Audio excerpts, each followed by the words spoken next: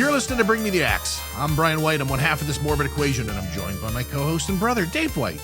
Hey, Dave, how you doing over there? Thank you for asking. I don't know. I think I might be more stressed than I realized, because today, as I walked down the street, I yelled at not one, but two people.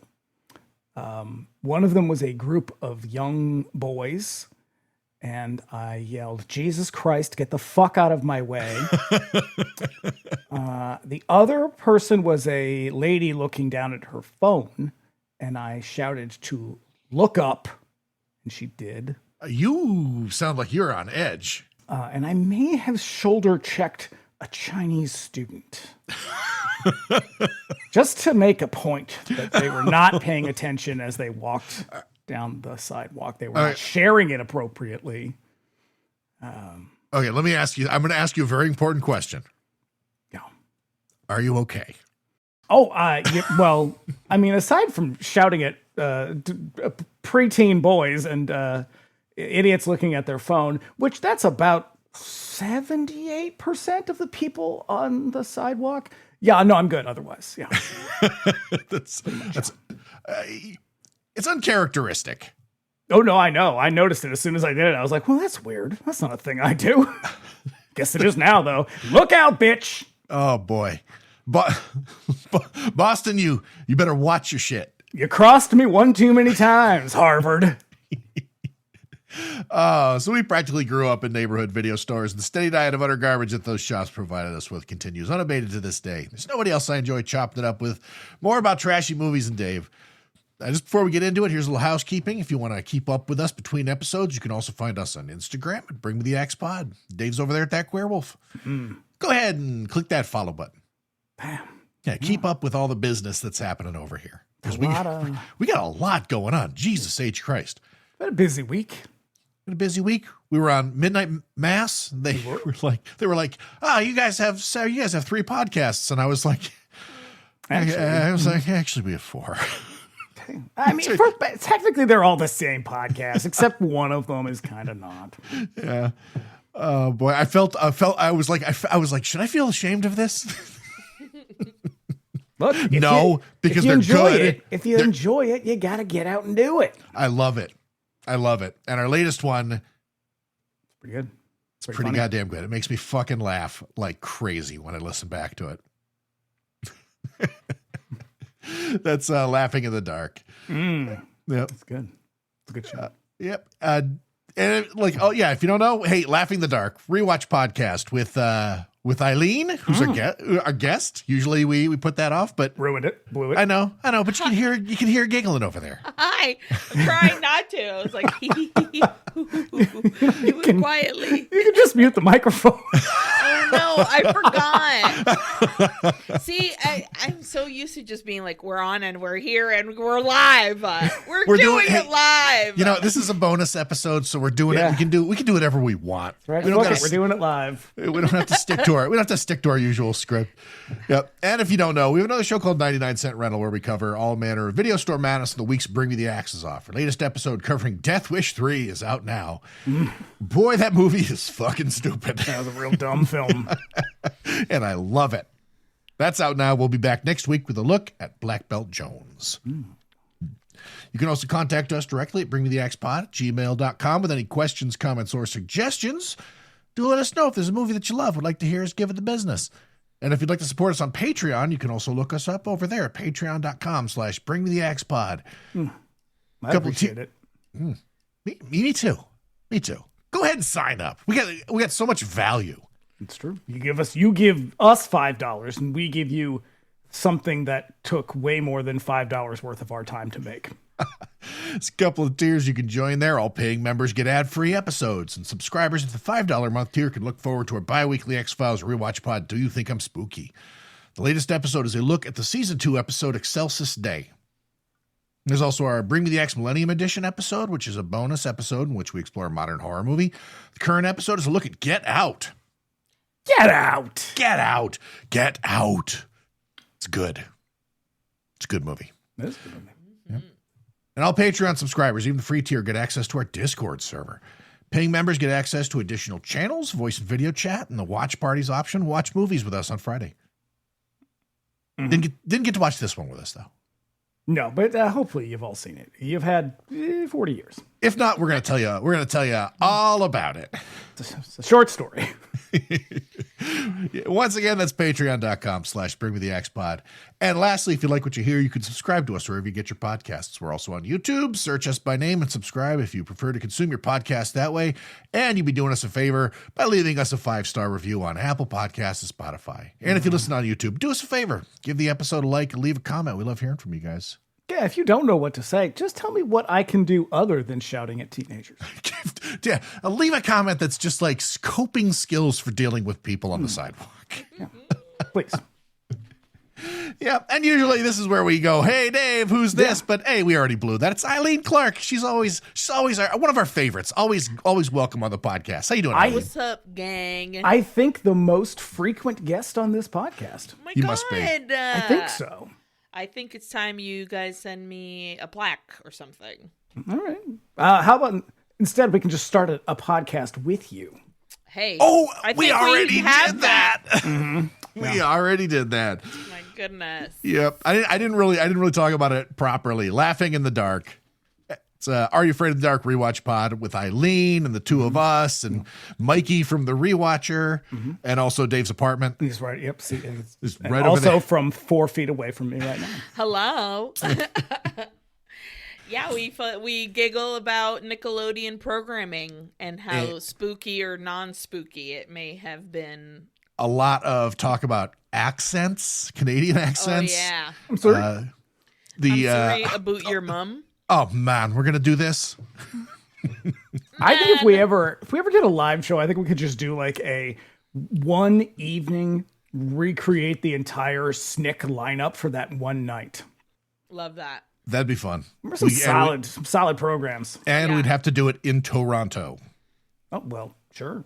I mean, Okay. I prefer Toronto. I love being there. I do not object to that. They have venues. I've never been, I don't think. And we set a fire on the stage. Well, Oh, no. there's precedent for that going poorly. My improv background said just yes and I said yes and. Yeah, well, it's Friday the 13th, and you know what that means. It's a bonus episode because we're looking at Friday the 13th. No, it's Friday. Got to get down on Friday. Oh, Rebecca. Mm-hmm. Rebecca Black. Yeah. So, here we go. Here's the trailer.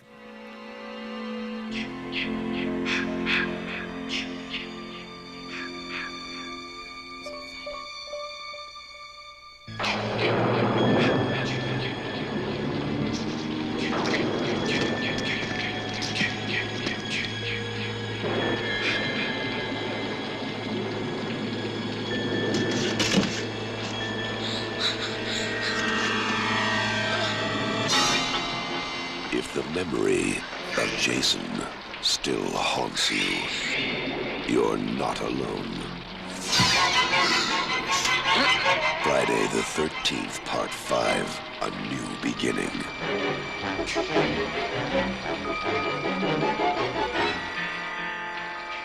Severe trauma at age 12.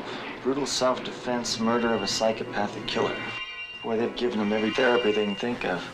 It's a wonder his mind isn't fried with all the drugs they've given him.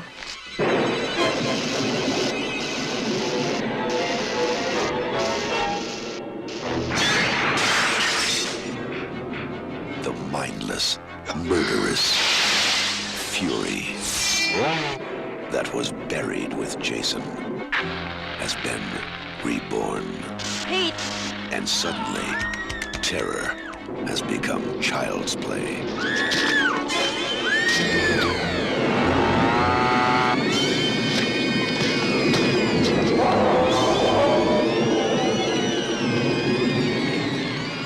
Friday the 13th, Part 5, A New Beginning.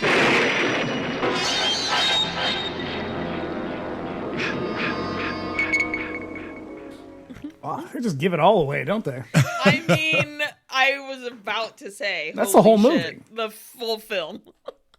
Yep. by that point, if you don't know what to expect going into a Friday the 13th movie, I think that's on you.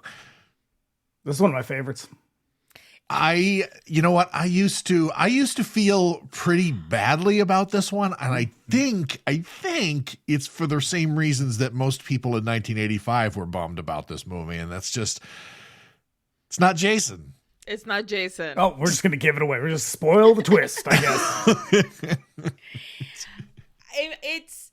I loved kind of that they're like, hey, it's a mystery this time. Guys, we're not going to tell you who it is, okay? It's Jason, but wait, it might not be. We're going to telegraph it at one point real fucking hard, but it really did occur to me at one point while watching this, while I was like, oh shit, they set up a whodunit for this one. Very much so. But the problem with that is that the whole time you're supposed to think the killer is Jason. Right. So it's kind of like a he done it, but who he? Who done it? Yeah. He done it, but who he is beautiful. That classic mystery genre. Yes. Oh my God. Story of my life. Really. Agatha Christie dreamed of this sort of thing. Agatha Christie, Rolling in her suck grave. it, you old racist bitch. Yeah. I'm a better mystery writer than you. Oh, shit. Go. Yeah, fucking Christ. This is, I did come around to it this time, though, because the same thing happened when we did part 3. Part 3 was one which is my favorite. Which I was very, very ambivalent about. I don't know why I didn't like that one. Part 2 and part 4 were always my favorite. And then we did both of those and we came out the other side of them. And I was like, oh my God, I think these movies suck. Wait till we get to part 8. You're gonna be convinced that I've been right all along. And then we got to part 3 and I was like, holy shit, this movie just shot way up the fucking list. It's packed with characters I like. The final girl kicks ass. You know, the guy playing Jason was physical as hell. It's a really, really good movie. This one, I started out the same place where I was like, fuck part 5. And then I watched it and I'm like, holy shit, this movie kind of rules.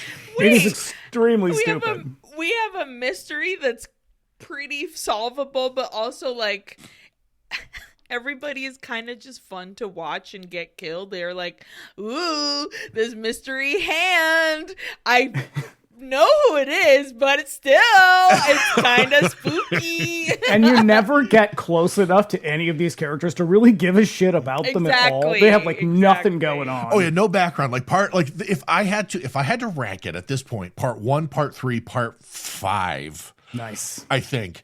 And the only reason part 5 sort of falls behind part 3 is because we haven't got to 8 yet. None of these, I don't know if I'm going to be able to square. Oh, no, you Which one's 8? Manhattan. Oh, hell yeah. Manhattan's sick as fuck, dog. Don't worry about it. You'll when we get there, I don't know. I say I'm fucking bad. I'm acting like boat. I know. I have not. I've seen it, but I can't remember the last time that I watched it. Oh my God. And so I don't know. I don't know if you can even sell me on that one. But then again, you have turned me around on the 2 movies that I think I disliked the most, short of like part 9. 7's pretty bad. I haven't seen 7 in a really long time. That's the psychic one. But I know. But also that's the first Kane Hodder one, and so that Jason kind of rules. Sure. I don't but know. this one, I have emotions about Kane Hodder. Okay. They're fine emotions. Sometimes it seems like he's a big old dick. Is he? That's what I feel. I don't know. People go to those shows and they seem to like him a lot. I've never met him. I am kind of over that. I don't really feel like I have it in me to sort of pay for celebrities' time. I don't know what I would ever say to him. Also, he's very expensive. Yeah, being a star fucker is exhausting. And expensive, too. Yeah, I guess expensive, yeah. I think he was supposed to be I think I saw him at the last Silver Scream. I think he was at the table next to Tom Savini. Oh, well. And y'all remember, I gave my shady face to Tom Savini, posted it on Instagram. 2 of you locked eyes like Maggie and Baby Gerald. And he looked at me, and it was 1998 all over again, and he remembered. Oh, man. Amazing. Oh, boy. Aileen, did you know the Tom Savini story with me? No. I'll tell you offline, but listener, you can go back to the Maniac episode around, listen to that one. That's where I tell this fucking crazy story of this like decade-long beef that Savini and I With had. Tom but- Savini? But don't judge us, because that's like episode 3.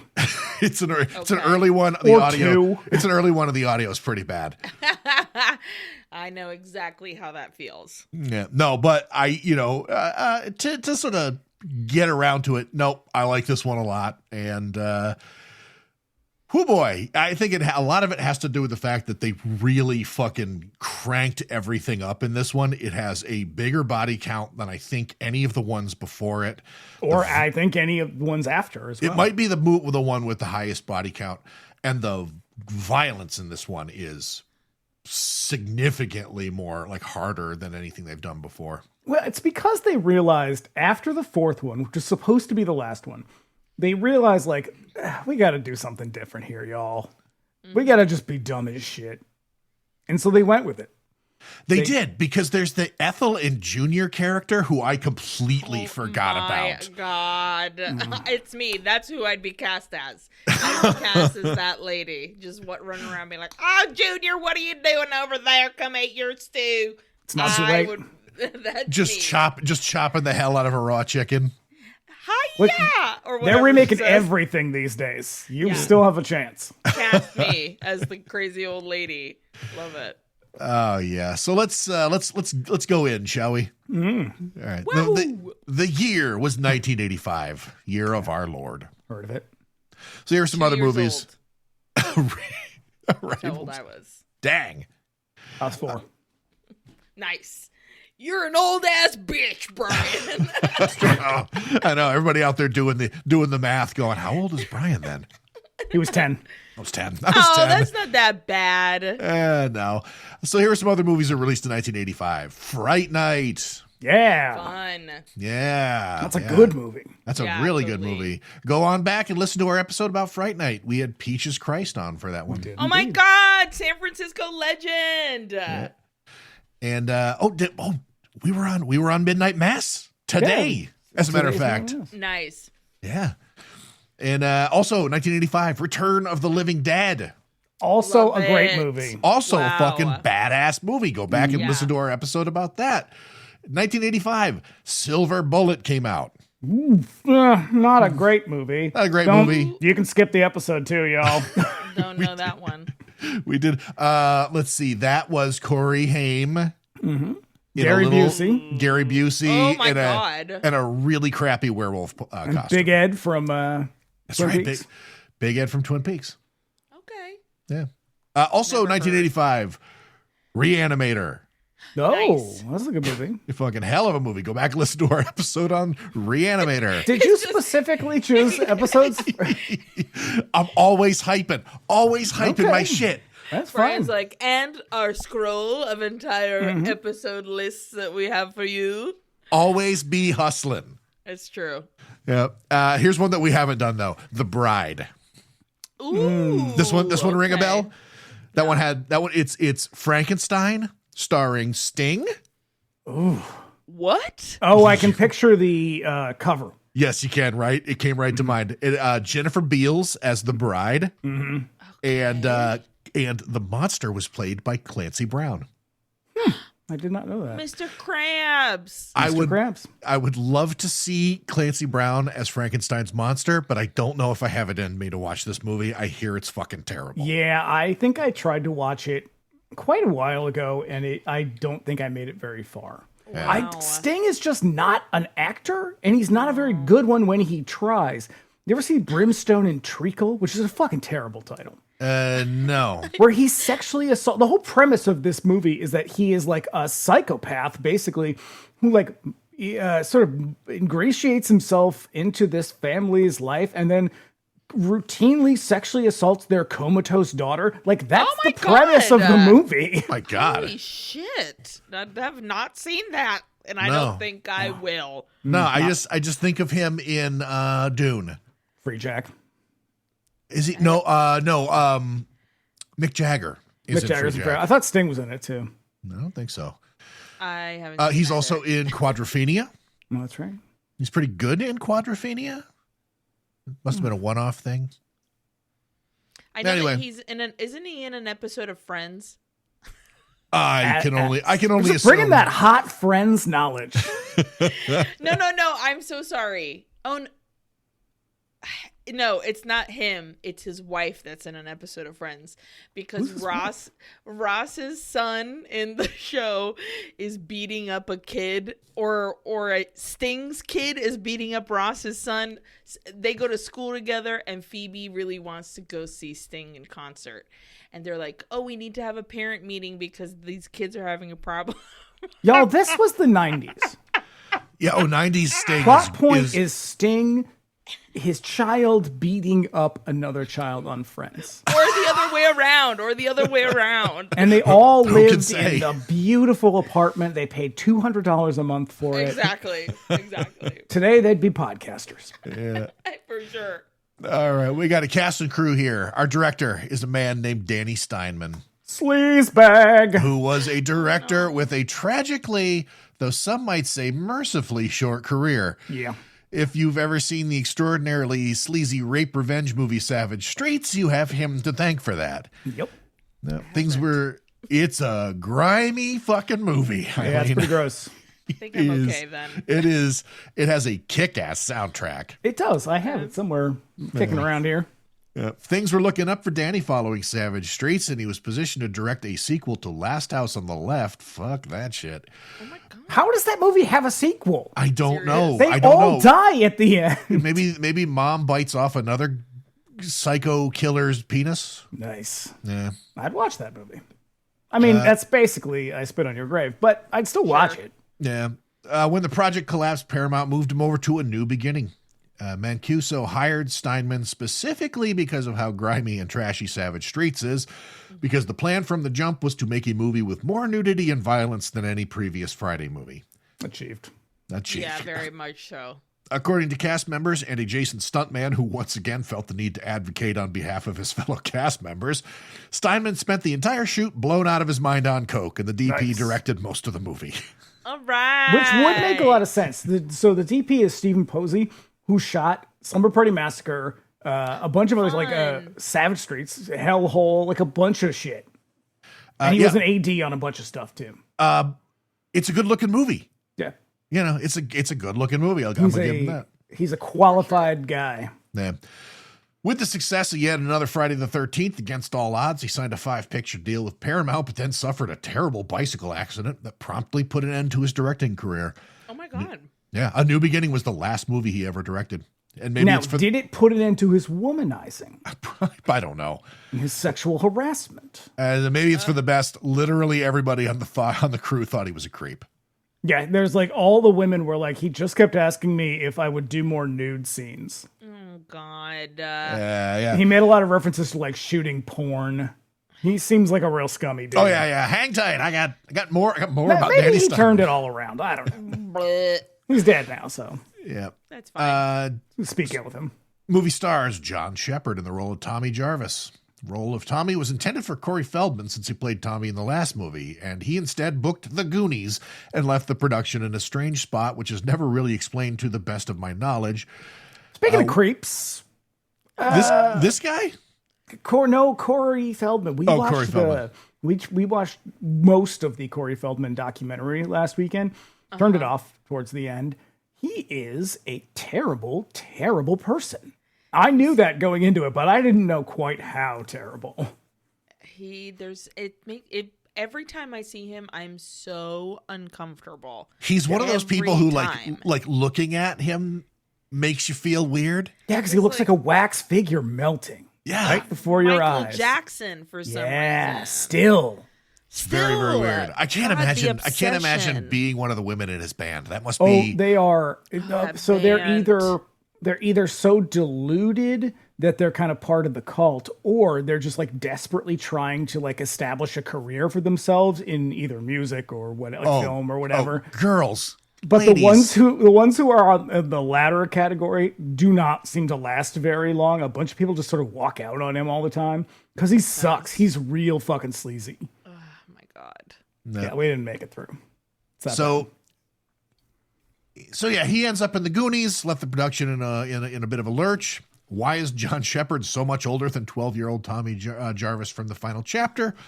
Who the fuck knows? Shepard and the others in the cast. It's all part of the mystery. Well, Sure. they do.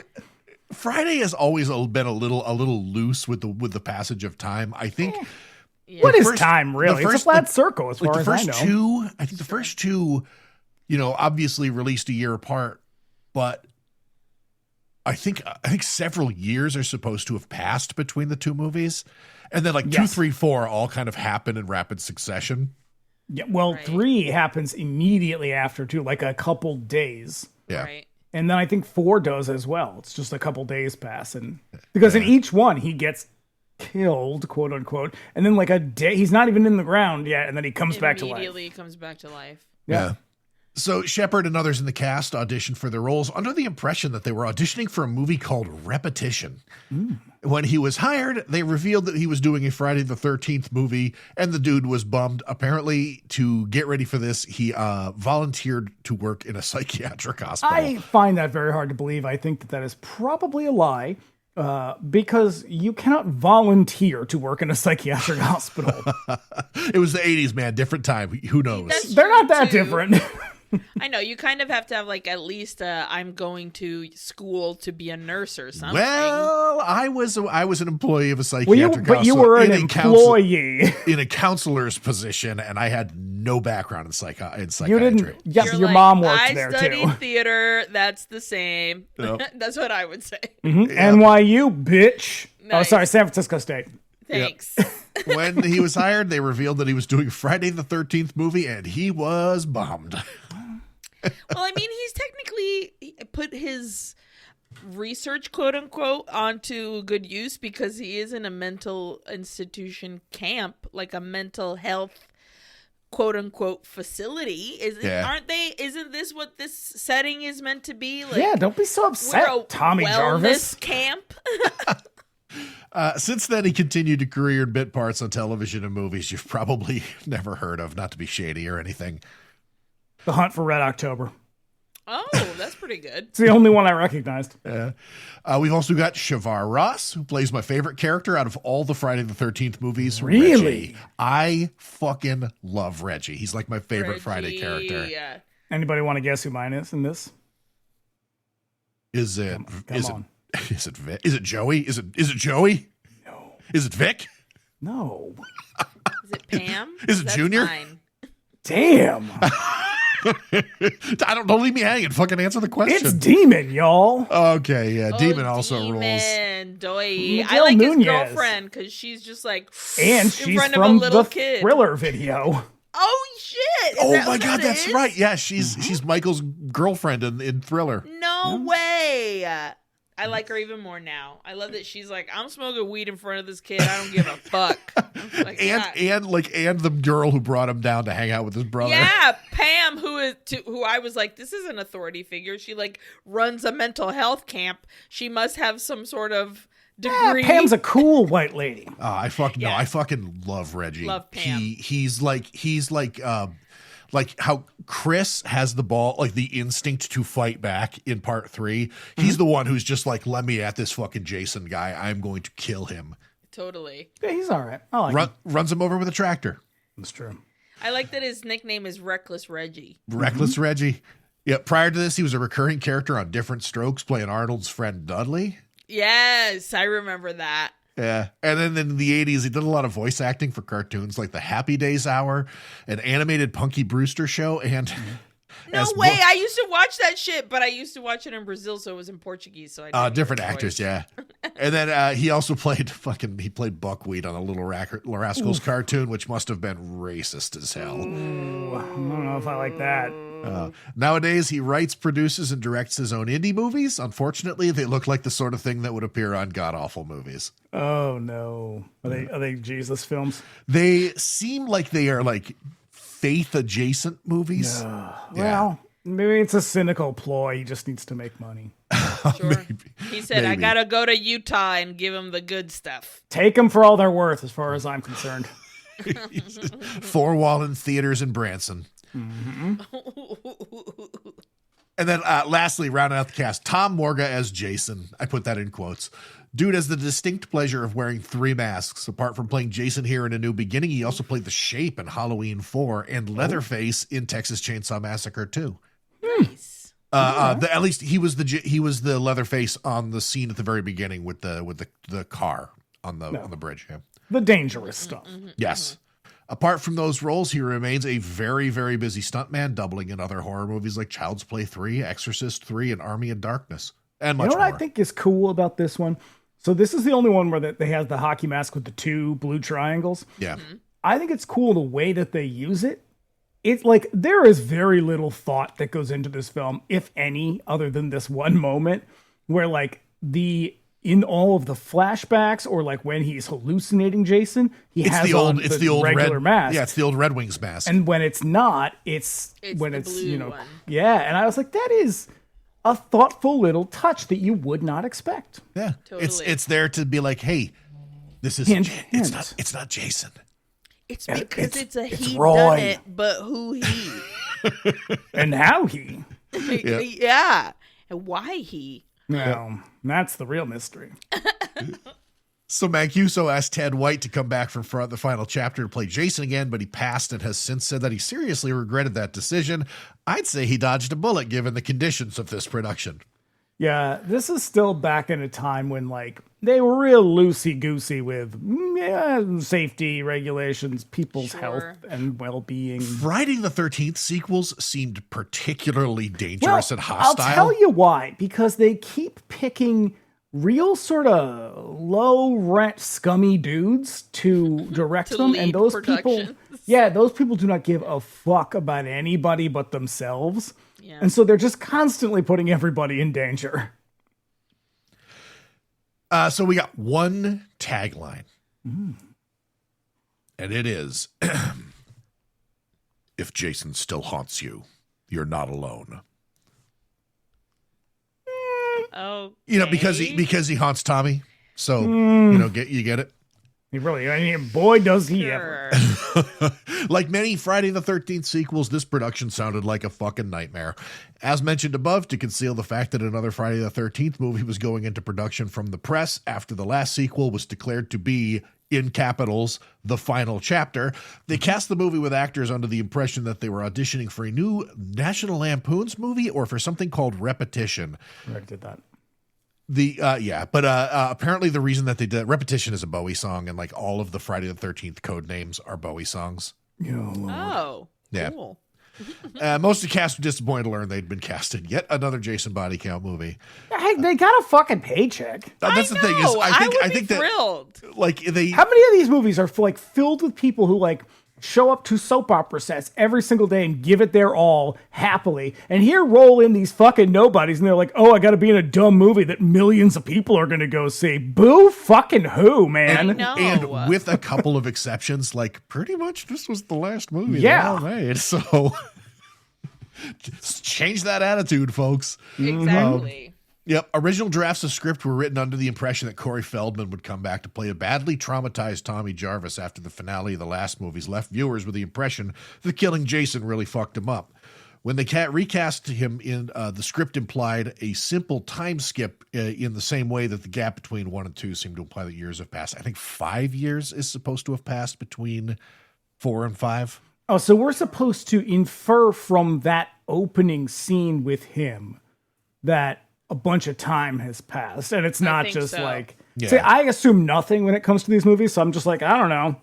He got a big growth spurt, I guess. Because I thought think about him that. Waking up is like, I'm remembering this moment that happened many years ago for me. It was Yeah, all a dream. He used to yeah. read Word Up magazine. Yeah. Correct. Salt and pepper, heavy like Heavy D up in the limousine. Correct.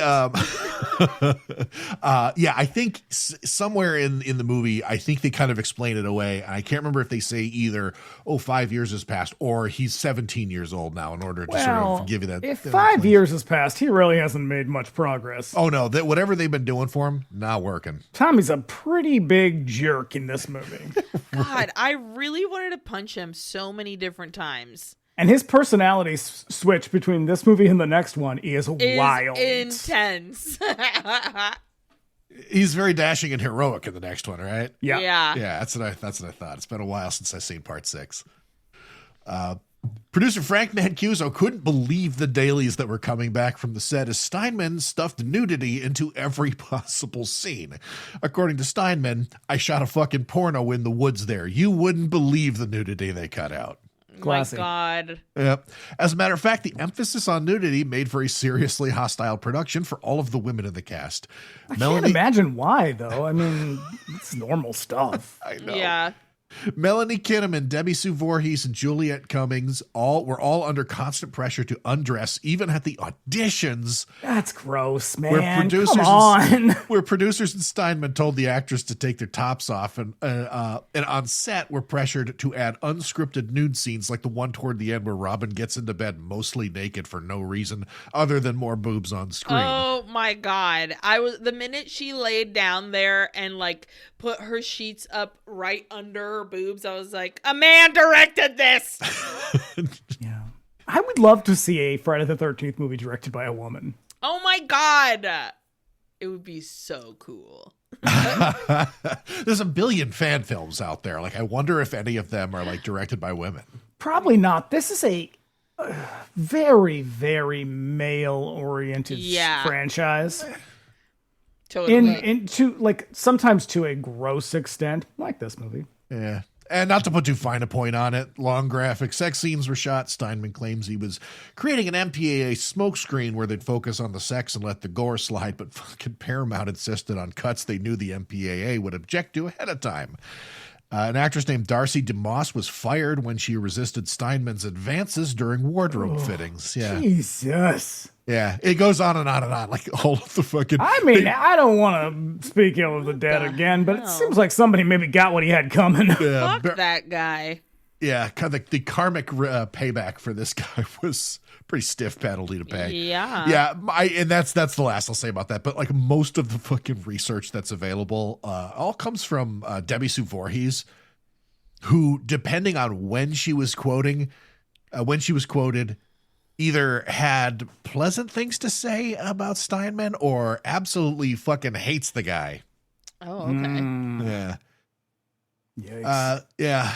Upon release, the movie did extremely well in terms of box office. It still marked a decline in revenue, but it outperformed Mancuso's expectations. The fan reaction, however, that's a different matter entirely. When the movie ends... We've got a Halloween 3 situation on our hands, everybody. Yeah, pretty much. Absolutely. When the movie ends and it's revealed the killer is not Jason, fans felt betrayed and turned on the movie. And then the idea to replace Jason with a copycat and set the movie in a mental health situation was actually taken from the original treatment for part 2 when Ginny was stalked by a Jason copycat in a mental hospital. Part 3. That was the original script for part 3. Yeah, that's what I said, right? 2. Part 2. Oh, shit. Part 3. And lastly, do you know who the stunt supervisor was? Who?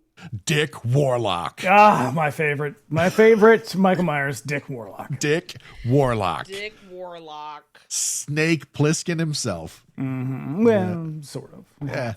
He's a Snake Plissken copycat. Mm-hmm. So I would imagine that the press loved this movie. This movie. 20-minute standing ovation at Cannes. The Palme d'Or. Let me tell you all about it. Actually, let me tell you how they told me all about it. J-Car, the Boston Globe. The old gray lady. The old greenest lady. Friday the 13th, part 5 is subtitled A New Beginning, but it's the same old thing. Before it's over, the hockey mask killer, known as Jason, has butchered 18 more victims. The acting and directing feel mailed in, and people who willingly pay to see Friday the 13th, part 5 deserve what they get. Oh, shut up. Is it really a body count of 18? I think so. Holy shit.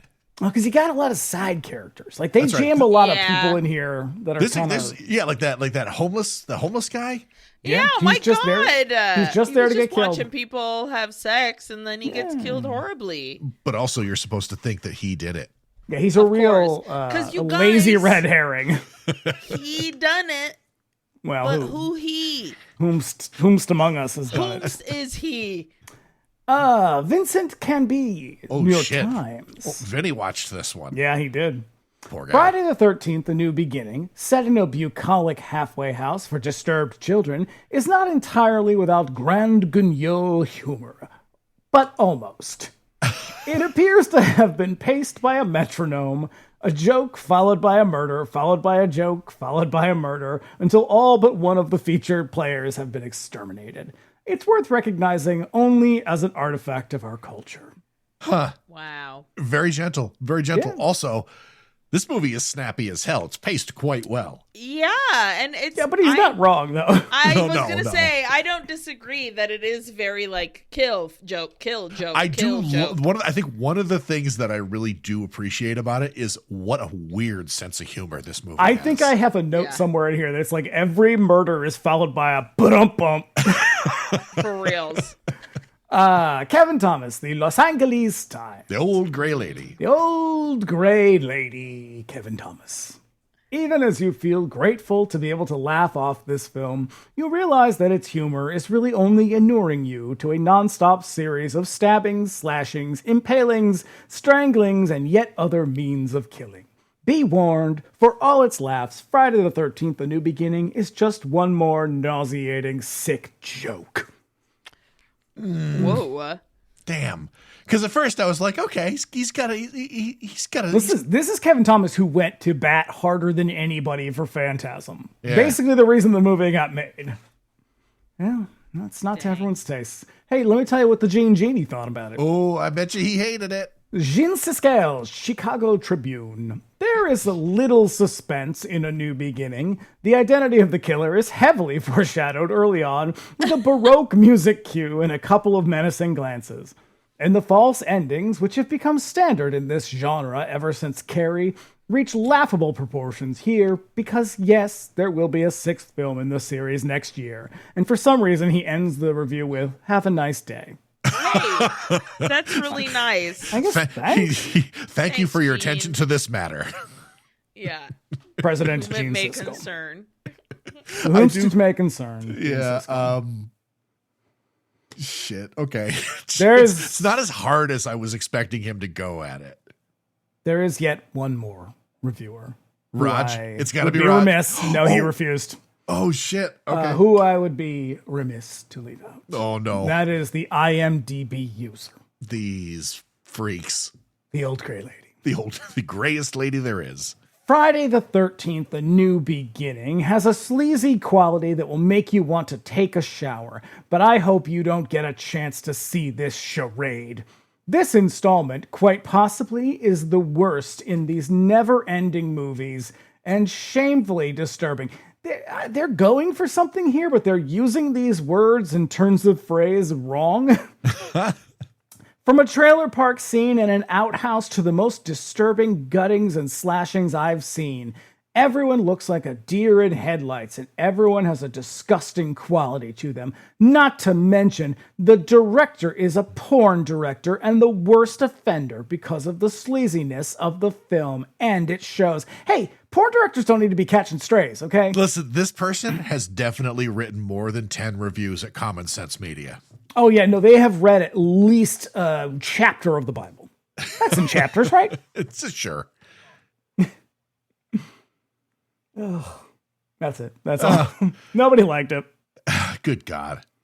These people need to get a fucking sense of humor. I get it. You know, it's not for everybody. And this one, they're really going for it. I know. Well, we're going to dive into the movie right after these messages. Ads. Hey, real quick, just a note about Eileen's audio. She had some difficulties with her microphone, and so the quality of her audio changes here pretty dramatically. I've done my best to kind of clean it up, but just bear that in mind. All right, so we ready? Kick it. Here we go. We open on a stormy night in the woods. Little Tommy Jarvis makes his way through the thicket, eventually coming upon a headstone in a small cemetery. The crude wooden headstone says Jason Voorhees. I think it's nice that someone took the time not just to bury Jason in the woods, but to make a little bit of a shrine for him. They with gave a it headstone. They gave it a real like minimum effort though, because he is buried like 2 inches deep.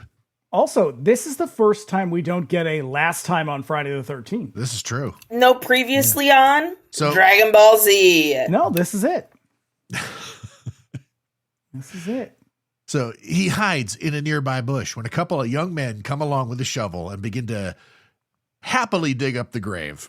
These dudes are so excited to be digging up a corpse. They are not concerned about being subtle at all. No, just hooting and hollering. And all like the while. I was like, nobody believes in moment, like in silence in between lines. Like it was constant. The minute they arrived into the scene until they were, spoiler, stabbed by Jason, it was like, yeah, go dig now, do it, yeah, we're doing it, Woo! woo, Lot of yeah, whooping woo, and hooting. and yes, dig, go now, woo, and you're like, We will get more of that.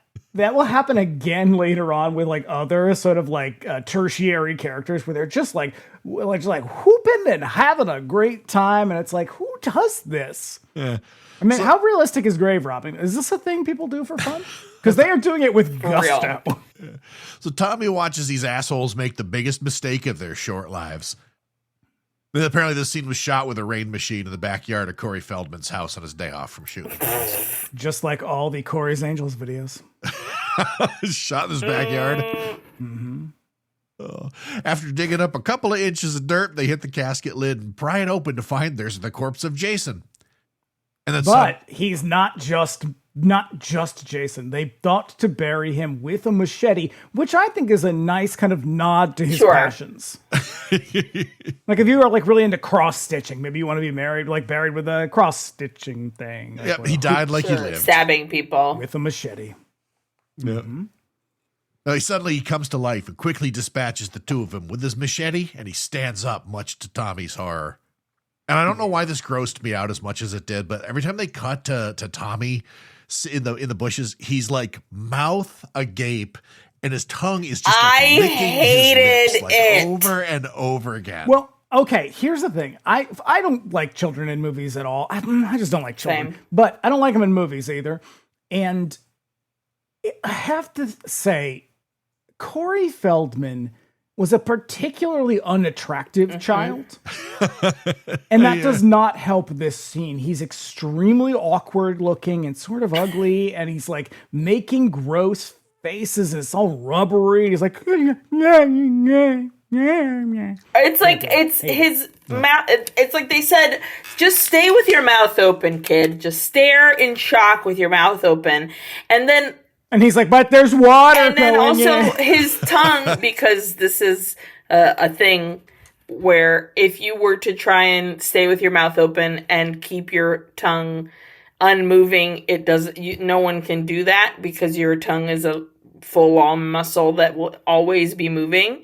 So it's like that's his tongue didn't stop. Even if he wanted to, it wouldn't be able to. So it's just like moving around in there, and it looks weird. Yeah, think about it right now, listener. Is your tongue moving around? If you keep your mouth open, I bet it's gonna be wiggling, no matter how hard you try. So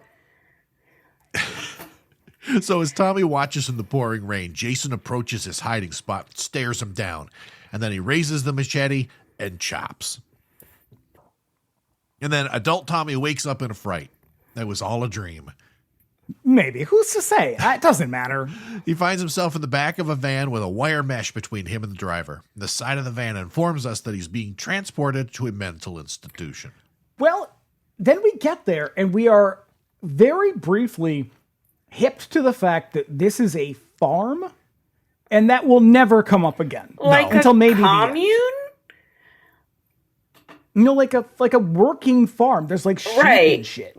Yeah. They have farm animals. Right, there's like a full goat like and shit like that. Yeah, it's like a residential facility. Like sometimes they do like when they like the prison reform movement and the mental health reform movement, a lot of emphasis was placed on these sort of like reintegration, sort of like a third space where like you go from a hospital to here to back. Like a halfway house type of thing. You might call it a funny farm. You might Quite literally. Especially this one. No. Also, the original opening for the movie, when it still had Corey attached as Tommy, began where the last movie left off. Tommy was brought to the same hospital as Jason's body, and he apparently goes apeshit on everybody who gets in his way as he searches for the body. And when he finds him, Jason gets up from the table, and Tommy wakes up in the back of the van. I want that. I want that scene. Yeah, because apparently, he either very badly injured or actually killed some people in this hospital. Because the whole thing was, since it's a he done it. Wait, who done it? Yeah, they done it for sure. They wanted to set him up as a potential killer because they kind of do. They really do in this. They're like, they are weird. Throwing red herrings at us left and right. When we return from the credit crawl, the van arrives at Pinehurst Halfway House, a setting in the woods that looks enough like a summer camp to make this an appropriate venue for a mass murderer committed by a man in a hockey mask. And look, as far as this movie is concerned, there are 3 kinds of mental illness: the quiet psychopath, the sexy nympho, and the developmentally disabled. That's all of them. I don't know. There was stuttering, and there was also I'm emo, and I'm gonna put developmentally disabled. Okay, and what about emo? Sexy it would nympho. Be emo. Sexy nympho. Okay. Yeah. I don't know, because Violet's not very. She's not very nympho. See, what this movie is, which is weird because this comes first. This is Nightmare on Elm Street Part 3 if none of the characters in that movie were likable or had interiority or had a backstory. Yeah, I can see that. Tommy is hesitant to leave the van. He ignores the driver and Pam Roberts, the assistant director of the halfway house. She brings him in. Tommy is aloof, to put it mildly. Yeah, Tommy, you can't be defiant and catatonic. You'll never make friends. Oh God, so annoying. Oh, I'm so upset. I'm in the back of this van and I'm upset. I killed a guy in a hockey mask. God, it just fucked me up. So she brings him in, introduces him to Matthew Leonard, the director of the house. Tommy also ignores him, anxiously playing with the zipper on his bag. Like a petulant fucking child. For reals. Like a traumatized, petulant child. Matthew and Pam are both pretty friendly, and the place they run is fairly progressive institution. Yeah, and Dr. Matthew? Bit of a look. I'm sorry, but Tommy is also very attractive. If it wasn't for his funny haircut, I'm like... Thank you. I was about to say, what about the Amish hair is horrible, but he is very handsome. There's a several... He has a Mormon quality that I can't get past. What is I'm fine with. He's got, like, that scene of him in front of the mirror, I was like, hello, chest. Like, okay, Tommy, I see you. Well, there you go. It's a little like Billy in Silent Night. Yes, absolutely. Yes. Okay, but Billy is way hotter. Yeah. So they go... I'm just reminded of that episode when they show him in the first time we see adult Billy, and you say that he has a Mormon moose knuckle. Well, look, I calls them like I sees them. As you should. And I saws it that way. Yeah. So they go over his file. Since the last time we saw Tommy Jarvis, he suffered tremendous trauma from his experience with Jason and the murders at Crystal Lake. In his room, he looks over a picture of his mom and sister. No word on whatever happened to Trish. Among his belongings is a knife, which seems like a bad thing for a mental patient to be in possession of. Where would he even get this? He left the hospital, got in the van, and got out of the van at this Pinehurst facility. Yeah. I would say security at that hospital very lax. It's a horror movie. It's a horror movie made in the 80s. You know, they don't know shit. Yeah. He stashes it under his mattress and gets to putting the rest of his shit away. Gonna need that for later, for killing. When he opens the closet, a plastic spider drops down, revealed to be a prank played by young Reggie, the Reckless. I love that they just let this random kid just sort of hang out at this treatment facility every once in a while. I had completely forgot about Reggie, and I was like, what could have happened to Reggie for him to be in this mental health facility? Yep. Just visiting. Yeah. Just visiting Gramps. Yep. He's also aloof with Reggie, who crows about scaring this guy. But when he turns back around, he's wearing one of the masks from Tommy's bedroom in part 4. And it scares This is the playful side of Tommy. Yeah. Scares the shit out of Reggie. That'll teach him. But just when you think that he broke the ice, he silently turns back to his bag, removing still a few more masks. These are cool masks. Yeah. They were made by, what's his face? Tom Savini. Yeah. So finally Your he nemesis. opens up a bit, telling Reggie that he made those masks. And Reggie is there because his grandfather works there. And then he skedaddles when a police car approaches. They got to use that siren just to return these sexy teens back to the farm. What the fuck is this? Sexy teen alert. About this is crazy. Not only Sexy because teen we're alert, bringing y'all. home sexy teens, but the sexy teens continue to be sexy in the back of the car of the police. You guys, What did I say? Sexy nymphos. have some decorum. No. When the They sheriff can't. That's why they're at the farm. I think you're right. When the sheriff gets out, he drops off the movie's horny couple, Eddie and Tina, who snuck off the property to fuck in some nearby house. Along comes Ethel and Junior, couple of filthy redneck locals who have The comic relief. who've had enough of these kids sneaking off and fucking on their farm. Now, here's a fun fact. So the Ethel, is it Carol Locatel? Is that her name? I think so, yeah. Locatel? The wig that she's wearing, because Lord, is it a wig. I have a note here that says Ethel isn't a wig. Yeah, wiggling Is away. Wiggiest wig. Wig. Wiggiest wigs of wigs upon wigs. She's Hey, you know who wigging. gave her that wig? One Bertram Reynolds. Bertram Elizabeth Reynolds gave her that wig when they Wait. made Sharky's Machine. Oh my goodness Christ. That's right. Yep. Before She's coming in hot with like some real low rent Reba energy. Big time. yeah. Yep. Before he leaves, the sheriff asks Matt what Tommy is like. He seems to have a reputation. So later on, we meet Vic, played by Mark Venturini, who played Suicide from Return of the Living Dead. And Vic seems like he's doing well. Vic, he's the tough guy with anger issues. Right. We also meet Joey, the movie's infantile fat guy. Oof, Joey is a stereotype in a way that makes me very uncomfortable. I do not like Joey. Absolutely. It's a bummer. Going into this, I forgot about the fate of Joey, and I was like, if we are stuck with this fucking asshole, I am going to be very upset because he reminds me of I can't remember his name, but basically the fat infantile guy from Part 3 who we are unfortunately stuck with. Oh, Shelley. Yeah, Shelley through most of the movie. Sucks. So here's a fun fact about the guy who plays Joey. His name is Dominic, I think it's Brasia, is how you Something pronounce like it. He was friends with Corey Haim Okay. until his death. And Corey Feldman, he was friends with Corey Feldman, and according to him and Corey Feldman, they were the ones who said that Charlie Sheen sexually assaulted Corey Haim. Oh shit. Corey Okay. Haim's mother says, no, that's not true at all. I'm not sure where you got that information, because it was Dominic Brasia who actually sexually assaulted Corey Haim. Oh wow.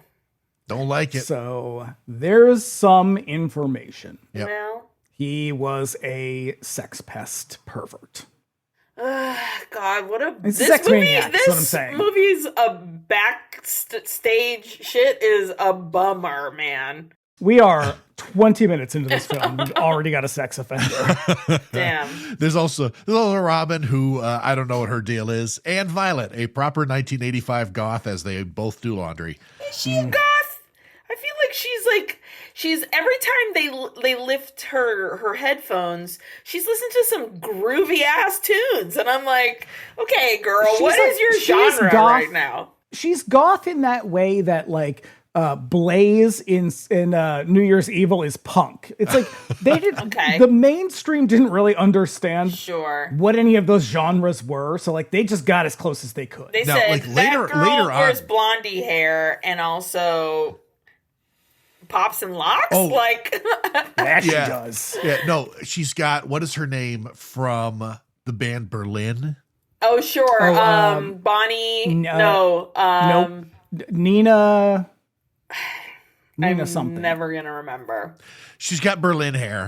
Yeah. But then later on, she's going to have like a full face of Susie Sue makeup. Right. Yeah. Yeah, they're going for a Susie Sue vibe. Yeah, for sure. like 80. What is that new age vibe? New Wave. New wave. Thank you. Terry Nunn. Terry Nunn was her Terry name. Nunn. Terry Terry Nunn. Just good singer. Berlin. Yep. And Joey, an idiot with a candy bar, gets chocolate all over their clean laundry. While he's trying to sexually assault them. Joey. So Vic, he's just chopping one log, just hacking the shit out of it. He is going hog wild. Dude. This guy, he needs to do a little bit of work before he gets to the halfway house. I feel like 'Cause he maybe is this not was halfway not there. the right place for him. No, something is wrong. We are witnessing some psychopath shit. Yeah. Joey yaps at him about how much he loves being at Pinehurst. Vic hates it and loses his shit at the mention of the place, and then he chops Joey's candy bar, and then when Joey turns his back, he chops Joey over and over and over. And we get freeze frames on everyone's faces. They're great. I genuinely had forgotten how this movie like begins its kills besides the first scene with Jason. And Yeah. I was so surprised by this. I was like, wait, hold on. What the fuck? This isn't a Jason kill. This is this random guy, no mask out in the open at 6 a.m. What's happening? Yeah, I feel like Kevin Thomas was a little unfair in his review. It's 17 kills for Jason, 1 for Vic. Thank you. We like authenticity here. So when the ambulance arrives, they pull back the sheet, revealing just how badly Vic chopped Joey up. He's got a limb just resting on his back. Yeah. Just piled on his back. Yep. And this guy, he thinks it's hilarious in a way that tells you that he'll probably get killed for being such a piece of shit. Yeah, the paramedic should definitely be eating a sandwich or something. Oh, I'm Yeah. surprised he wasn't. His partner, Roy, is conspicuously not amused. Suspicious. Yeah. So that night, a couple of leather jacket greaser dudes, Pete and Vinny, find themselves in their car broken down by the side of the road. One of the IMDb comments I was reading referred to them as 2 gay guys. Okay, can I be honest? I was like, Is it because they're dressed like extras from Leather Cruising? Daddies? I was like, this is like in Freddy #2, where he goes to the leather bar and there's all those leather daddies, and I'm like, are these two coming from that bar? Because that seems I don't know, likely. listen. Nightmare 2, also released in 1985. Maybe my first Dude. impression upon seeing them was actually Brando in The Wild One. That's kind of what they're going for. Fireworks, Kenneth Agger's movie. Okay, well, that one is pretty gay. When he's under the hood and he's like, oh, you, I was like, he's being pretty queenie. I don't know, man. This is Also, you're thinking of Scorpio Rising. That's the one I'm thinking of, yeah.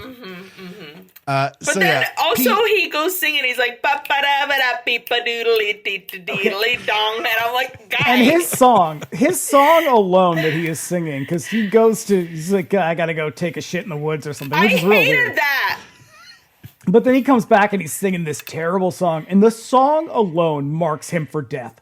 It is like Meg's humming song in Sleepaway Camp, where she's like, It is atonal. Horrible. It's no rhythm. Yeah. So Pete walks off into the woods to take a dump, leaving Vinny by himself to fix the car. I hate him. This being I don't know why. I gotta go take his shit. Like, why? Just Hate hold it. it, man. It's just I think they're supposed to be like real gross losers. I guess. This being a Friday the 13th movie, there's a couple of jump scares. Back at the car, an unseen assailant lights up a road flare and jams it in Vinny's mouth. So Pete returns to find him slumped over the engine. Not noticing that his friend is dead, he tries to start up the car, and after some effort is successful. His friend / lover. I was gonna say, Just 2 A lovers. couple of gay guys. couple of gay dudes Okay. in the woods. I don't know Come why. on, dude. I don't know why I thought it was so funny. It was just like, and then he kills a couple of gay guys. Yeah. But the killer grabs him from behind and cuts his throat with a machete. Back in his bunk, Tommy is having a panic attack. Remember? Back in his bunk, Tommy is staring into the middle distance, which he will do quite a lot in this movie. Apparently, somebody did a count of all of his dialogue. He says a total of 24 words in this I movie. believe that. And he didn't really have much of a career. Crazy. Yeah. Weird. So, remember the night that he killed Jason? He rifles through his drawer for his medication, and he sees a bloody Jason wielding an axe in the mirror. But when he turns, he finds nobody there. Yeah. I do like the shots of these sort of like haunting shots of Jason. Yeah, they're good. They're cool. They're cool, you know? At breakfast, everybody gets ready to eat. And Reggie asks his grandfather if he can go see his brother tomorrow. He's back in town. Whoa. And Gramps, let's say Gramps, his demeanor is not that of a man who witnessed a brutal murder the day before. Right. Because he is just like, oh, Reggie, of course you can go. Just like, you're my grandson, and I'm going to kiss you on the cheek and give you love. And then freaking Reggie's like, hey, stop kissing me on the cheek. Shit's gay. Yep. Gramps does hesitate because you know how he feels about that brother of his. Me too. Demon. There is some drama at the table with Violet habitually setting places for Vic and Joey, but it all smooths out. They send Tommy out to get Eddie and bring him down for breakfast. But before first, Tommy walks in and is just fucking standing there. And it's like, did you want to address the group? Were you going to say grace? He's just standing there like he's about to say something. he's got his head hung and his fucking hand stuffed in his pocket. It's he's just too much, man. It's so annoyed. Yeah, but then Eddie leaps into the scene wearing one of Tommy's masks. It startles him, and he's like, hey, whatever, bud, can't you take a joke? And then he playfully punches Tommy in the arm over and over again. Pow, right in the kisser. I thought of that, too. Pow, right in the kisser. Tommy very skillfully fireman carries Eddie, throws him on the ground, and commences to beat the shit out of him. Jesus. Yeah. So Matt splits him up, and Tommy seems to snap back to himself. At her Texas chainsaw farm, Filthy Ethel chops up a chicken while her idiot son eats his slop. This son, I was so annoyed by it too. Oh, I know. She hears some commotion outside and heads out with her shotgun, but it turns out it's just a homeless guy looking for something to eat. Transient red herring. Yep. She puts him to work on the chicken coop and then continues chopping up the chicken. This guy's role in the movie dildo. is so bizarre. Sorry. That homeless man just being like, hey, I'm just looking for a plate of... I was like, give them a romance. There's something about it He's that I was literally like, just here are they gonna to kiss? get murdered. I wanted them to kiss. She really does have she's like a cross between Reba McEntire and fucking Roseanne Barr. Yeah. You big dildo. And then it just this random man at her door be like, okay, you scoop up that shit and I'll fill up your belly. And I was like, you guys need to get married. I wanted it. So we're shipping the homeless guy and Ethel. Yeah. So the sheriff and his people clean up the Pete and Vinny crime scene. Ambulance driver Roy is also conspicuously on the scene. So Billy, the van driver from Pinehurst, drops by the local diner in his sweet Dodge Charger to pick up his girl Lana, the waitress, so they can party down with some booger sugar. And Lana, they do this like kind of back and forth patter for a minute, and I love how much Lana's really leaning into the bit. She's playing like two roles. I love these two. I love them so much. I also do love these two. This scene They're the only likable characters in the whole movie. The scene is incredibly stupid, but I get a huge kick out of it. I wanted so bad that for them to go out and to party. I was like, they're so ready. They're two just working class Joes that happen to have their night off. Let's go. Just want to do some cocaine and get crazy on each other. And fuck, Jason, you really fucked some shit up, dude. So far, he's about to ruin not one, but two relationships. Yeah. And, okay. Ethel and the homeless guy. Having said that, I think I am a big believer of the fact that Jason is just an incel that doesn't like people fucking, because in this movie, every time that there's a kill or Jason appears, it's either before or after fucking, or it's about to happen. Well, that's romance. how he died, because they were making love. Exactly, is what she says. Which is why I truly believe that's even in the beginning of the movie, you're like, the only kill that happens that isn't like a sexual one is fucking Joey. So he sees these two absolute perfect lover kids, and he's like, I can't handle it. I'm gonna kill them both. And you can tell too that everybody in this movie probably had very little direction, because so much of this feels like ad-libbing. Oh my Yeah, it god, does. this part, These two are particular. really going for it. Apparently, the scene in the restroom was Rebecca Wood. She's the actress who plays that character, Lana. That was all her idea. But I believe it.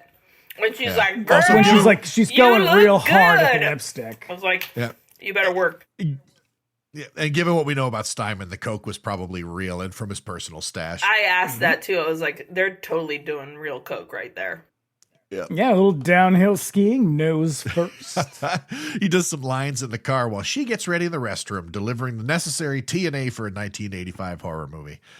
Yep. Apparently that scene was all her idea, based on a scene she saw in Bob Fosse's All That Jazz. Okay. Did she understand what all that jazz is about? Because I think she took the wrong message from that. Yeah. Unsurprisingly, Steinman was into it. Yeah, so one lady he didn't have to coerce. Ugh. So the scene primes the pump with a jump scare, which seems like a strange thing to have magically appear in a closed diner because it's a cat. Yeah, don't eat in restaurants where they have animals. Well, unless it's a dog. I don't mind a cat. You lived in New York too long. I did. Bodegas everywhere. So Billy, impatient, calls to her from the car and gets axed in the head by an unseen killer. Oh. Lana locks the place up and gets into Billy's car, finding it empty. His blow is on the floor of the car, so she helps herself, but also finds the other door open and a pair of feet and a bloody axe waiting. She climbs out and gets chopped in the stomach for her trouble. It's a good Poor scene. thing. Yeah. One of the best scenes in the movie. Might be one agree. of my favorites, yeah. At Pinehurst, Tommy looks out the window of his room, seeing Jason. There he is, staring into the middle distance again. You know what? Seeing Oh, Jason. Tommy. Just like Laurie Strode. Yeah. Yeah. Seeing Jason standing in the yard with an axe. He freaks out, but when he opens his eyes, he finds nothing there, just like Laurie Strode. Mm-hmm. At the police station, the mayor of Unger is giving the sheriff shit about these murders. The sheriff tells him he knows who the killer is, Jason Voorhees. And the sheriff has about 10 too many teeth in his mouth. Plus the cigar that he keeps chewing on. That's a lot. Yep. Yeah, he's like, like those kids who like don't lose their baby teeth and then they have like Yeah. just like 2 rows of teeth like a shark. He's like that. Yeah. Like cone heads. Yeah. The mayor, he can't believe it because Jason is dead. They cremated his body. There's nothing left of him. You sure about that, Mayor? Back at the place, Eddie entices Tina, who is doing laundry again. And she Sex can't, maniacs. she the two of them. can't resist his Sex obnoxious. Insatiable nymphomaniacs. She can't resist his obnoxious charm and chases him out into the woods where they throw down a sheet and get to kicking it. Look, every character in this movie is hooting and hollering. I have never once whooped or hooted in my entire life. They have done it multiple times. So much down the woods, and then he's throwing dirt at her, like to entice her. He's like, Just hey, playful. hey, ho, ho. And I'm like, bitch, do not throw dirt at me. if you Chucking think we're pebbles gonna- at her face. Like, what Get the her in the hell? mood. He's gonna put his dirty fingers inside her. Oh, Exactly. why would you say that? It's I true, knew though. I knew it'd shock you. Oh, Horrible. so I had pearls right now. Clutched to dust. Oh, Somehow Eddie has come into the possession of a joint. This halfway house, I'll tell you, it's a shit show. They half of them are fucking armed. The other half are doing drugs. Seriously? Oy. They smoke it while somebody watches them from the bushes. Is it Jason? No. It's the homeless guy from the farm, and he likes what he sees. Just getting his kicks. Free show. Could he be the killer? Not likely, because he gets stabbed in the stomach with a big knife. Mm-hmm. So apparently Debbie Sue Voorhees is her name. She plays Tina, and apparently she got the role partially because of the novelty of her last name. That's lazy casting. Nope. She For reals. shot this scene on the first day of the shoot and spent 13 hours naked in front of a mostly male crew, being directed by a director commonly described as hostile by the other women on the set. Later on, after the bloody eyes were applied, she had to be led to the set, undressed, and then had to be physically positioned for the scene by Steinman. Oh my God, of course. While the fake blood leaked under the appliance and burned her eyes. Well, that's terrible. This poor woman. This takes the fun right out of this. All done with the fucking Eddie leaves Tina to go wash up, whatever that means. Okay, in the lake, which I'm like, you're getting a Candiru up your pee hole immediately. If you're washing your pee out or peanut in the lake, I don't know. That or like sex. I think he's just there for a little post-coital alone time by the creek because he's just sort of like, just chilling. Oh my god. Yep, he's in the middle of the woods. She lays out in the shade, chilling out until she opens her eyes and finds someone standing over her with a pair of garden shears. And the killer uses them to stab out her eyes and snip the middle of her skull. These are two pretty good back-to-back kills. Yeah, it is. Yeah. Now, when Eddie returns, he thinks she's sleeping, but he turns her over to discover the carnage. In terror, he backs himself up against a tree, and the killer tosses a leather strap around the trunk and his eyes, and he twists it like a tourniquet until the strap breaks. Poor guy. That night, Pam drives Reggie into town to catch up with his brother Demon. And Gramps also calls him Demon before he goes, and so based on that, His I think it's birth fair name to is assume Demon. that his biblical name is Demon. It's his Christian name. Yep. Matt is worried because Eddie and Tina haven't come back yet. So they invite Tommy to go along for some fucking reason because he's so much fun to be around. Yeah, he's like, I think it'd be a good idea if you take Tommy. I'm like, I don't think it's a good idea to take Tommy anywhere because everywhere he goes, he ends up punching somebody. He's a fucking buzzkill, too. He's just like, what? Yeah, besides, shouldn't he be like off staring into the middle distance somewhere? Exactly.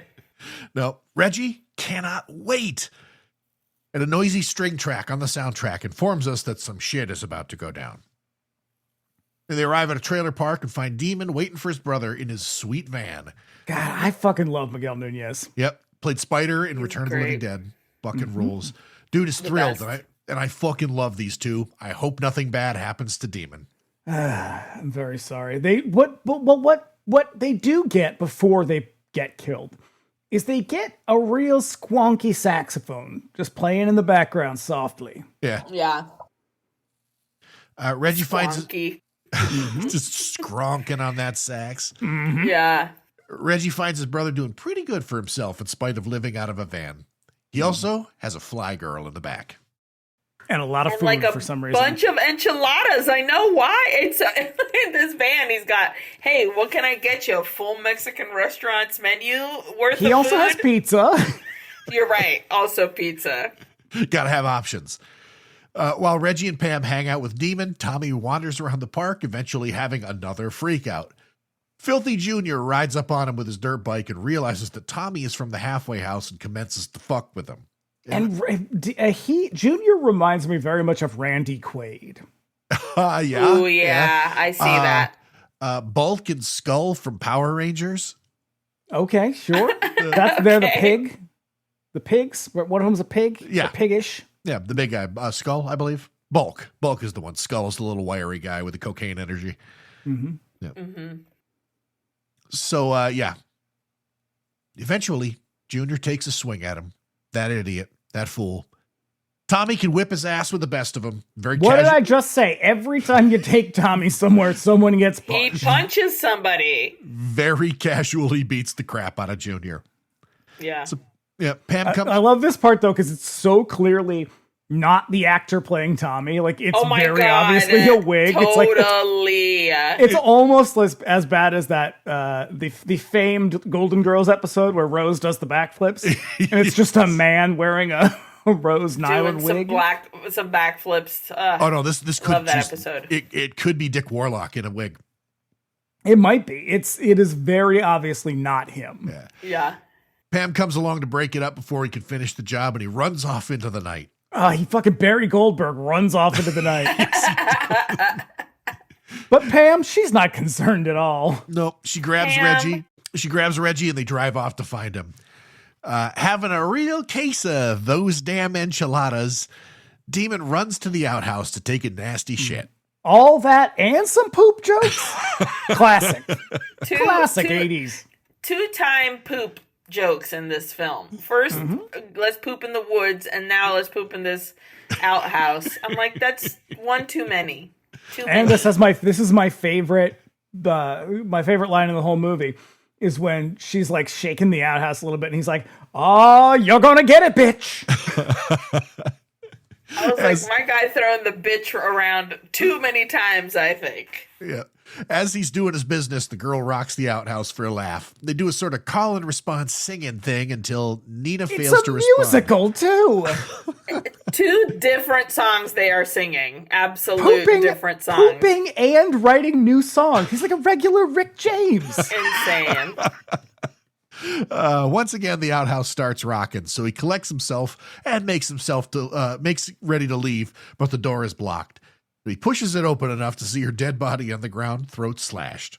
And then a big old spike is thrust through the Just like Kitty Genovese. It's terrible. It's true. The neighbor couldn't get the door open because Kitty's body was against the door. Oh, I thought you meant that she got stabbed through an outhouse. No, she got stabbed like 37 times, though. Yeah. Big old spike is run through the thin metal walls of the outhouse and stabs Demon in the leg, and then it stabs. Where did he get this? He just finds his shit laying around. I mean, because we're coming up on I think by the 7th one, the weapons get pretty silly. Yeah, but we're already getting clever here. We got the shears. It's just a pole. You can find a pole out in the. But it's like a pike. Like it's a spiky pole. It's a big metal spike. That. They're out there. Yeah, well, I mean, hey, listen. Farms you spend time at. This is look. This is a trailer park. You know they got steel spikes everywhere. That's true. Yeah. You need them for combat. Yeah. So exactly. it stabs through a second time and runs him through, killing him. Back in the halfway house, Pam arrives with Reggie. Matt took off to find Eddie and Tina, and Gramps, he's also missing. I suspect that this is supposed to be a whodunit device. And Pam, yeah. Where? Where done it? That guy.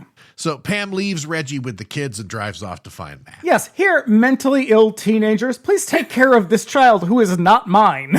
Oh my God. Who is just kind of here sometimes. Yeah. Junior rides his bike home and races around like a lunatic, completely out of control on account of having had his ass kicked by Tommy. I hated this so much. Like it's so long and it's so loud. The sensory overload was insane. I was like, see, that's your ADHD. Yes. I had these on, and as I was watching it, I was like, oh my God, fucking finish already. I was so overwhelmed. Yep. He then demands that his mother go out there and kill all those kids. But she can't, because she's making another fucking stew. Yeah. This lady loves stew. And I get it. I also love stew. Same. From out of nowhere, a hand chops at his neck with a meat cleaver, cuts his head clean off. Oh, I know. Thank you. Inside, his filthy redneck mother thinks Junior calmed down, but the meat cleaver comes flying through the window and chops her in the face. This feels like a scene that was supposed to be in the third one. I was going to say, the way that it's framed, because there's a couple of these that are framed like they're 3D shots. Mm-hmm. Yeah. Out on the road, because this is an 80s horror movie, Pam's truck breaks down, stranding her, leaving her to walk as the storm approaches. At Pinehurst, Robin and Jake watch an old movie. They watch A Place in the Sun, a movie which ends with Montgomery Clift drowning Shelley Winters. Oh, my. Who among us hasn't been there?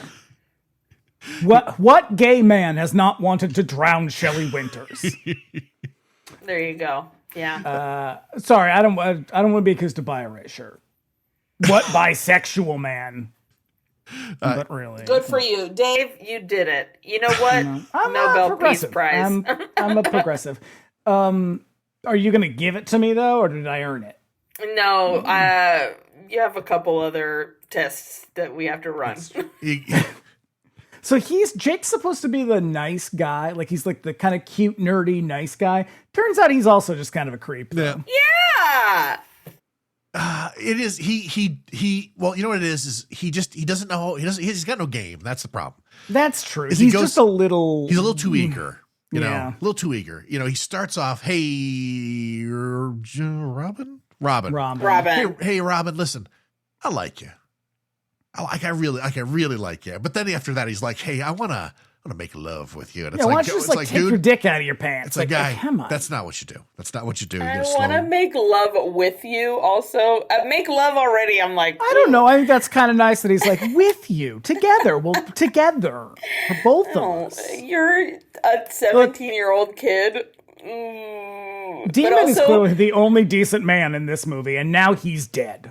Well, and also, I did feel bad when she started laughing at him. I was like, you don't gotta laugh, homie. Like, that's not nice. I feel like if someone said that to me, I would probably laugh. I know, I would probably laugh too, but I feel bad. Oh, good. She gets murdered, so... It's true. Spoiler. Yeah, she laughs at him, and he angrily walks off. I suppose it won't matter for either of them before the movie is over. My note says it's just as well everyone is about to die. Yeah, for reals. And then he knocks on Violet's door. I assume he's going to tell her that he wants to make love with her. Mm-hmm. That's what I assumed. Just finds her dancing all by herself. Because first we get a song. Now we get an incredible dance number. What doesn't this movie give us? Yep. That actress, I can't remember her name right now. She studied mime. And it shows. Yeah. And you can see I'm not well. sure if Aileen Clark studied mime. It's questionable. Hey. Yeah, she tells him to beat it, and he does, turning and talking right into a waiting meat cleaver.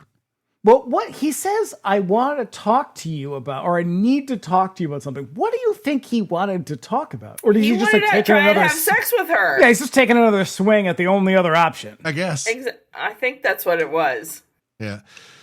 So Robin struggles to get Reggie to go to bed, so she covers him up on the sofa and leaves him there. And then Robin's hair is so quintessentially 80s. Yeah, it is. Yes. It's beautiful. Yeah. Just the big lion's curly mane. And Yeah. then down. Yeah. She undresses and then does a little topless monologue in the mirror, feeling bad about laughing at Jake. And then she climbs like every young woman, I imagine, she goes up, she looks at her boobs in the mirror, and climbs into bed. Yeah, climbs into bed, still mostly naked. And, you can tell how familiar I am with women. You're very good at women, Dave. Thank you. Can I get an award for that? You're very good at women. Very good at women. Yeah. Never let it be said that I'm not good at women. You are good at women, Dave. Yeah, she climbs into bed, tries to sleep, but opens her eyes and suddenly finds Jake's body just laying there next to her. Before she can do much more, the killer. It's a good application, though. It's like you can see the meat cleaver mark. It's a good look. Oh, yeah. Before she can do much more, the killer stabs her from below her bunk with a machete. They are getting so much fucking mileage out of that below the bed stab. Oh my God, they've done it. Franchise. In 5 movies, they've done it in 3. Crazy. It's because it's bunk beds, it's camp. Like it feels like that's true. Just like he throws someone through a window every single fucking time. He sure every does. time he has to like stab somebody from underneath in like a spring type, mattress of some sort. Because I mean, every time, and now look, I have not been in a bunk bed in a million years, but you get that urge to like kick the bed above you just because. It's there. Maybe that's what he's got. He's just like, well, it's there. Yeah, that's the masculine urge. It's the masculine urge to kick the bunk above you. Yeah. So Violet, meanwhile, is popping and locking in her room to a song by Pseudo Echo. That's right. His Eyes. Yeah, it's a good song. I like that song. Yeah, it's decent. It's good. It's like it's no Lion from the last one. Okay, so now, listener, you can't see this, but Aileen is actually giving it her all, and it reminds me of that episode of Bob's Burgers where Gene is trying to teach the kid how to pop and lock. If you don't think I absolutely wrote that down. I said, and he has that little rhyme that I can't remember. Pop it, lock it. And he's like, "What? How can a god?" What does he say? He says, "How what can kind a god of god would give you those limbs?" And no rhythm. It's so good. Oh my God. Pop it, lock it, sink it, sock it. It's going to kill me that I don't remember it. But yes, I know which episode you're talking about. Yep. She's so lost in the movement that she fails to notice the killer enter her room and sneak up on her. He grabs her suddenly and stabs her. Bye. Yep. Originally cast for Violet. Sherilyn Fenn. No way. It's better this way. So Reggie wakes up completely oblivious to the carnage and goes looking to see if Tommy is in his room. Lightning flashes and he sees the bodies of Violet, Robin, and Jake on his bed. And Pam. First time Reggie sees boobs. It's just a pile of dead ladies. God damn, can you imagine? that Jesus is Christ. gonna traumatize him. Dead boobs. So Pam grabs him suddenly and he tells her to look in Tommy's room. Together they skedaddle and are stopped dead in their tracks as Jason, sporting a brand new mask, breaks through the door. Now, for a non-supernatural being, he doesn't seem to have a lot of trouble blowing the door off its hinges. Oh, I fucking For love that shit. reals. Because like in the last 3 movies, Jason has done that where like there is a dramatic entrance, like where he blasts a door open and like steps Oh, it's Yeah. a cool scene. Like, it explodes in. But sure, it's asking us a lot to believe that just this normal man Yeah. is. Just an innocent man just right through the door. Yep, they run out into the rain and try to lose him in the woods. At the bottom of the hill, they find the local ambulance idling. They throw open the driver's door, and that shithead driver from the beginning of the movie slumps out with his throat cut. He sucks. Yeah, fuck that guy. Yeah. Lightning flashes, revealing Jason already at the crime scene, and Reggie lets out one hell of a shriek. And then he abandons Pam, just runs off into the woods. Yo, damn. He will redeem himself later, but Yeah. Out of the woods, true. the two people look for one another. Pam runs into Matt's body, pinned to a tree by a railroad spike through the head. Yo, not kind of hot, Dr. Matt. Like, And then I she mean, but it know. looks so good, though. I loved it. Yeah, it's a good effect. But yeah, of all the people in this movie, Matt seemed like a pretty good guy. Yeah. I will say that despite the fact that the characters in this movie are like super one-dimensional and the plot's like wafer thin, they didn't skimp on the special effects, and they could have probably. Yeah. For sure. They absolutely are.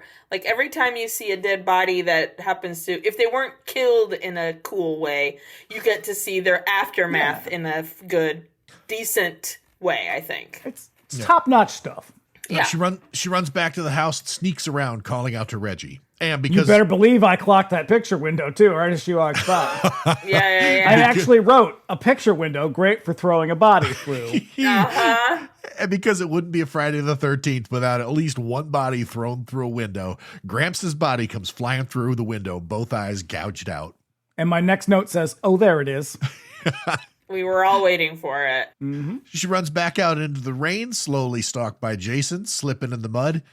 Looks like it's curtains for Pam, but the barn suddenly bursts open and Reggie comes riding out on a tractor, crashing And in. this is Reggie. like that moment in where Barbara Crampton gets killed in Shopping Mall, where it's just like, okay, come on, and she's just slowly crawling, and he's like slowly walking behind her.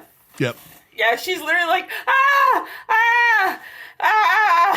I'm like, girl, you're just sitting there. Get up. Get up! Yep. So Reggie saves Pam's life. Jason lays there in the mud. It looks like they got him, but he grabs Pam's leg and gets up for more chasing and screaming. Things aren't great for him, though, because Jason is injured. Well, she's like, at first she's like, no, it's okay. And I was like, lady, it is most definitely not okay. 2 of his family members are dead, and a masked maniac is trying to kill him. So he enters For the reals. barn and stalks around, eventually coming up upon a closet that seems to be a likely place for Reggie and Pam to hide. He opens the door, and she comes flying out with a chainsaw. Which she has managed to fire up silently in a closet. Totally. She forces him back, Jason barely parrying her attacks with the chainsaw, as she manages to cut his arm pretty badly. But when it looks like Jason's on the ropes, the saw stalls, giving him a chance to get up and attack.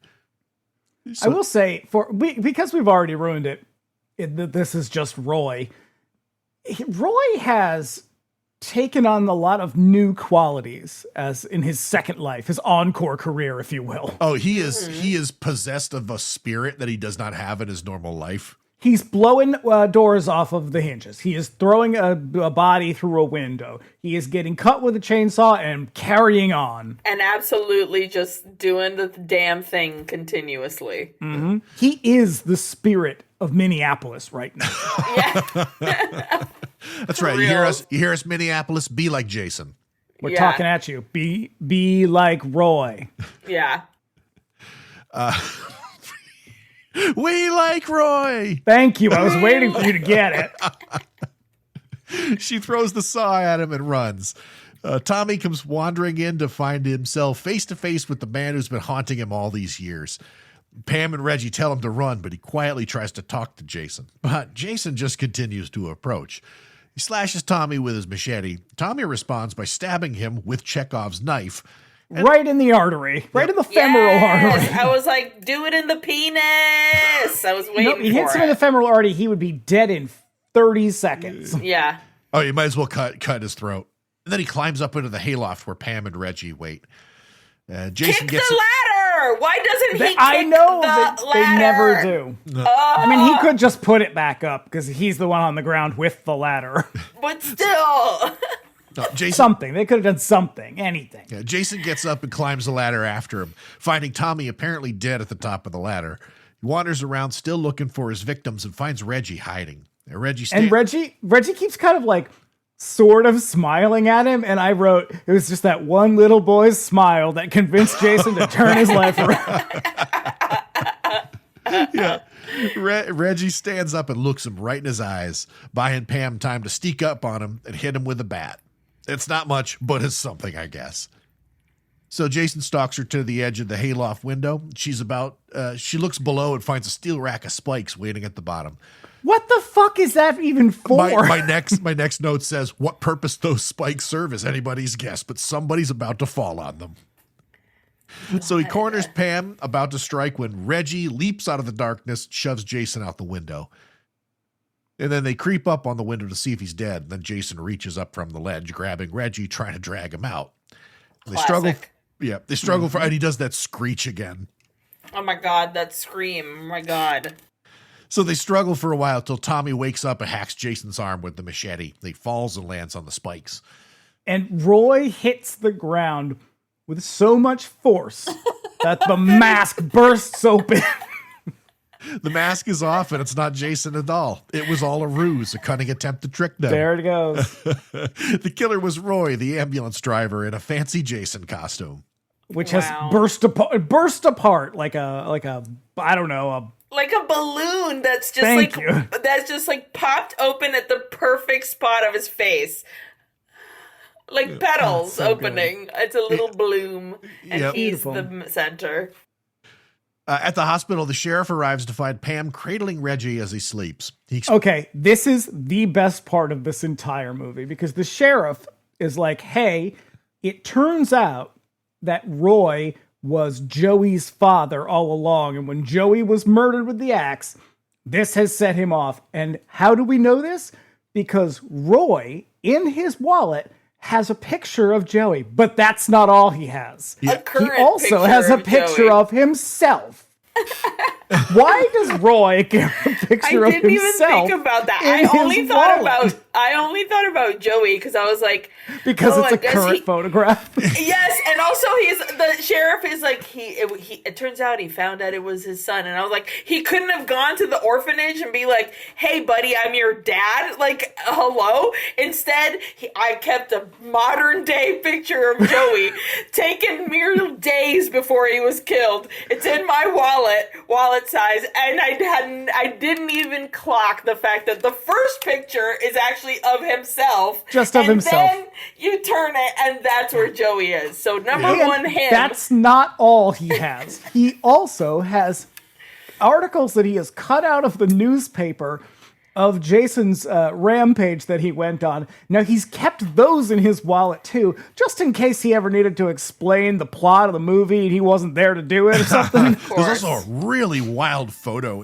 of Jason in the mask, very much alive and looking right at the camera. Just beautiful. Makes me wonder. That's some Peter Parker shit. For real. Makes me wonder when the photographer was able to take that picture. I love the photo, though. It's really candid. It's just candid snaps. Yeah. Roy decided to use the Jason legend to cover up his crimes. Pam goes to Tommy's room and finds him in his bed. A one-on-one nurse sits by observing. She quietly wakes him up. Her nails, I was like, yes, that's a natural nail. You can tell that it's not an acrylic. That is her nail. That's a very well taken That shit's care just gonna of rip nail. off, though. Oh my God! Hopefully not, girl. You look great. So she quietly wakes him up and they exchange a smile, but then he suddenly finds himself with the knife and he stabs her, laughing like a madman. And now they're just padding the runtime. Oh, yeah. Yeah. It was all a dream, though. Tommy wakes up in the dark, and when he collects himself, he finds old school Jason standing at the end of his bed. He's about to freak out, but then he chills and stares the illusion down until it disappears. Then he gets out of bed, goes over to the nearby drawers, and opens it, revealing that he somehow managed to keep Roy's mask. It's nice that they let him keep it. It's a little souvenir. Okay, this is how I interpreted that. I literally wrote the phrase, I transfer myself to you. Because it seemed as though it was like, okay, you are I like that you're writing a new am script you. over there. And you know how it was very like, he done it, but who he? And I was like, he who he is. Well, now, he, him. You, he, him, he, him.